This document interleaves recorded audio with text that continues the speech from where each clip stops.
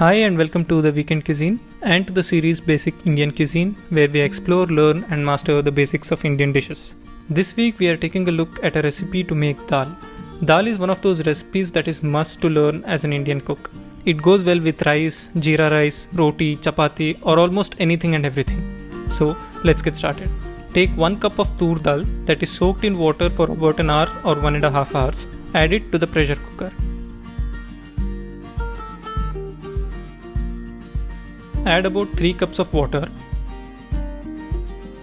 Keep the heat on medium-high and cook for 4 to 5 whistles.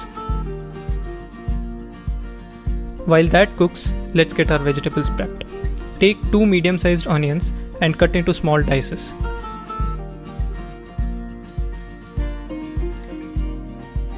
Two tomatoes again cut into small dices.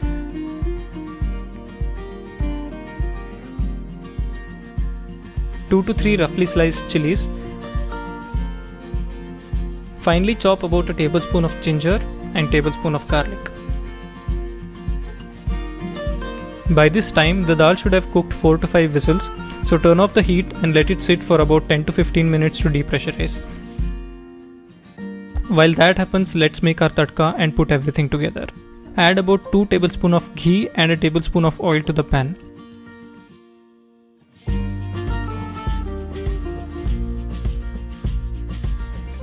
After the pan is hot, add 2 tablespoons of jeera, half a tablespoon of hing, our chopped ginger and garlic, or if you feel lazy you can also substitute it with ginger garlic paste here.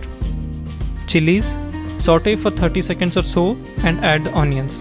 Give it a mix and cook for 2 minutes or until the onion starts to brown up a little bit. At this point add the diced tomatoes. Add a little bit of water and cover the pan with lid and let it steam for about 4 to 5 minutes. This turns the tomatoes mushy while still keeping the onions from browning. After everything is cooked, add a tablespoon of salt, a pinch of haldi, 2 tablespoons of chili powder, or you can increase it according to how spicy you want the dal to be. I'm gonna keep it simple here with only this much.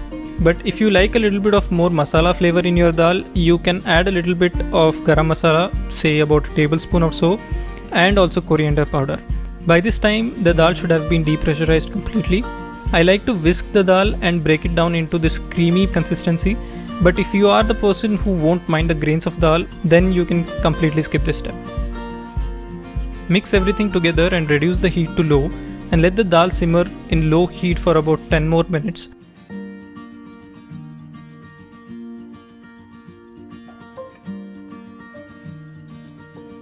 This helps the masala flavors to mix up with the dal and develop this more richer flavor. Taste and check for seasoning and add salt and chili powder as required. At this point you can add a bit more water and simmer for additional 5 more minutes. Remember that the dal thickens a little bit as it cools down, so if you like lighter consistency, make sure that you add a little bit of water and simmer it. At last, add some coriander leaves and give it one last mix.